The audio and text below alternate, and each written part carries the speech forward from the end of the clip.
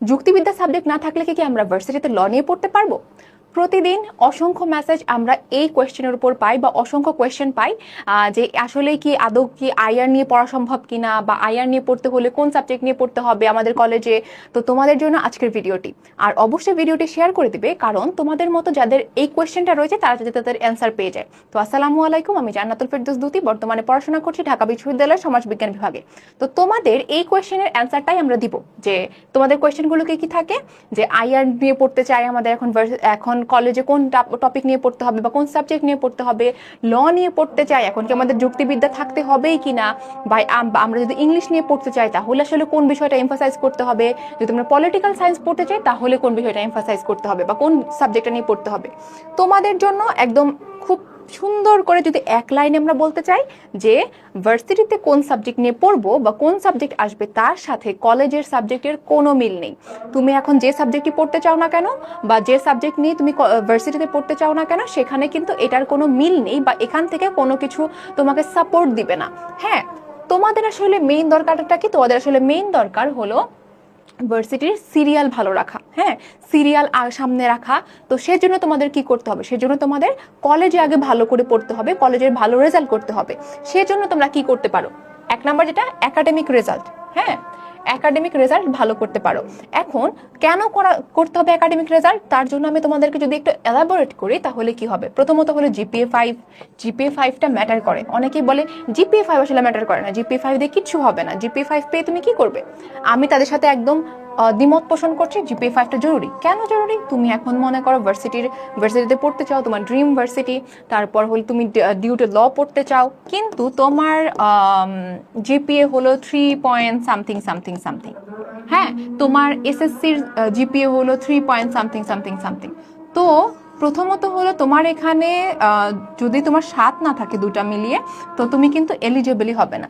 আর যদি তোমার এত কম মার্ক থাকে, 7 থাকে, তাহলে কিন্তু তোমার যে এখন এই যে 2টা মার্কের জন্য 20 মার্ক, সেই 20 মার্ক কিন্তু কেটে কেটে অনেক কম হয়ে যাবে। হ্যাঁ, মাইনাস হয়ে অনেক কম হয়ে যাবে। তো তোমার যদি তোমার একটা 0.5 বা 0.25-এর জন্য কিন্তু অনেক সিরিয়াল পিছনে চলে যায়। তো এখানে যদি তোমার ফুল মার্কস না থাকে, তাহলে তুমি তো কিভাবে আশা করছো যে তোমার এখানে একদম ল আসবে, তোমার আইআর আসবে, তোমার পলিটিক্যাল সায়েন্স আসবে? সেটা আশা করা একদমই পসিবল না, বা আশা করা একদমই অনুচিত কাজ। হ্যাঁ, সেকেন্ড কথাটা হলো যে তোমার কিন্তু আবার অনেকে কোয়েশ্চেন করে যে এখন আমার সিভিক্স আছে, আমার আছে, কোন কোন সাবজেক্ট পড়তে হবে ভার্সিটিতে ভালো করার জন্য, ভার্সিটি এই সকল সাবজেক্টগুলো কি ভার্সিটির অ্যাডমিশনে কি ইম্প্যাক্ট ফেলে কিনা? আমি বলবো স্লাইটলি ইম্প্যাক্ট ফেলে, কারণ কিছু কিছু সাবজেক্ট রয়েছে যেমন ইকোনমিক্স, তারপর হলো সিভিক্স, তারপর হলো হিস্ট্রি। এখান থেকে কিন্তু অনেক কোয়েশ্চেন আসে। কখন আসে? অ্যাডমিশনে আসে। হ্যাঁ, অ্যাডমিশনে কি আসে? অনেক কিন্তু কোয়েশ্চেন আসে এখান থেকে। তো তোমাদের যদি এই সাবজেক্টগুলো থাকে, কোন কোন সাবজেক্ট? সিভিক্স, তারপর হলো হিস্ট্রি, তারপরে হলো ইকোনমিক্স যদি থাকে, তাহলে কি হবে? তুমি অ্যাডমিশনের এক্সামে কিছু কিছু মিল পাবে। কতগুলো? হয়তো 3 থেকে 4টা কমন পাবে। তো এই 3 নাম্বার বা 4 নাম্বারের জন্য তুমি কিন্তু এই সাবজেক্টগুলো পড়তে পারো। এখানে তোমার ভার্সিটির সাবজেক্টে বা অ্যাডমিশনের পরীক্ষায় বা অ্যাডমিশন তোমার কোয়েশ্চেনে কমন পাওয়ার জন্য তুমি কিন্তু এখান থেকে পড়তে পারো।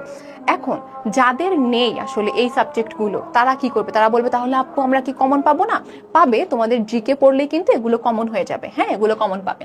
আরেকটা বিষয় এখানে একাডেমিক ভালো করার জন্য তোমার হ্যাবিট বিল্ড করতে হবে। হ্যাবিট যদি বিল্ড না করো, তাহলে কিন্তু আদৌ কোনো কিছু পসিবল না। আদৌ কি কোনো কিছু পসিবল একদমই না। তো তোমার কি করতে হবে? হ্যাবিট বিল্ড করতে হবে। তারপর সেকেন্ড যে জিনিসটা আমরা বলবো সেটা হলো অ্যাডমিশন সিরিয়াল। তোমার এই যে ল বলো, তারপর তোমার ইকোনমিক্স বলো, তোমার আইআর বলো, তোমার পলিটিক্যাল সায়েন্স বলো, ইংলিশ বলো, সবকিছু ভার্সিটির অ্যাডমিশনের সিরিয়ালের উপর নির্ভর করে। তোমার কিন্তু কিসের উপর নির্ভর করে না? তোমার কিন্তু কলেজের সাবজেক্টের উপর না, বরং অ্যাডমিশন সিরিয়ালের উপর নির্ভর করে। বলা হয় যে বা এরকম যে 1 থেকে 100-এর মধ্যে থাকলে তুমি কি করতে পারো, যে কোনো তোমার নিজের পছন্দ অনুযায়ী তুমি চুজ করতে পারো সাবজেক্ট। হ্যাঁ, তারপর বা প্রথম 100 জনকে হয়তো ল দেওয়া হবে, যারা 100 জনের পরে যারা আছে তাদেরকে ল দেওয়া হবে। তারপর হয়তো তোমার দেওয়া হবে ইংলিশ, তারপর পাবলিক অ্যাড, তারপরে হলো আরো সাবজেক্টগুলো রয়েছে যেমন আইআর, তারপরে রয়েছে পলিটিক্যাল সায়েন্স, সোশিওলজি, এগুলো দেওয়া হবে। হ্যাঁ, তো কি ম্যাটার করছে? আসলে ম্যাটার করছে হলো অ্যাডমিশন সিরিয়াল বা অ্যাডমিশনের তোমার যে পজিশনটা, অ্যাডমিশনে তোমার যে নাম্বারটা, সেটা ম্যাটার করছে। হ্যাঁ, তো তোমরা যারা বলো, তোমরা যারা কন্টিনিউয়াসলি মেসেজ দাও পেজে যে আসলে আপু তোমাদের জন্য মানে আমাদের জন্য কোনটা নিতে হবে, আমি তো ভার্সিটিতে এটা পড়তে চাই, এটা পড়তে চাই, কি করতে হবে? তোমাদের আসলে এতজনের অ্যান্সার প্রত্যেকে একদম ইনবক্সে দেওয়া পসিবল না, সেজন্য আজকে ভিডিওটা বানানো, যে তাতে বুঝতে পারো যে আসলে কোনটা ম্যাটার করে। আসলে হলো অ্যাডমিশনের সিরিয়াল ম্যাটার করে, তোমার কিন্তু কি নয়, তোমার কিন্তু কলেজের কোনো সাবজেক্ট নয়। ওকে, আশা করি তোমরা বুঝতে পেরেছো, তোমাদের কাছে কনসেপ্টটা ক্লিয়ার, ভিডিওটা ক্লিয়ার। তো দেখা হচ্ছে তোমাদের সাথে পরবর্তী ক্লাসে, সেই পর্যন্ত ভালো থেকো, আসসালামু আলাইকুম।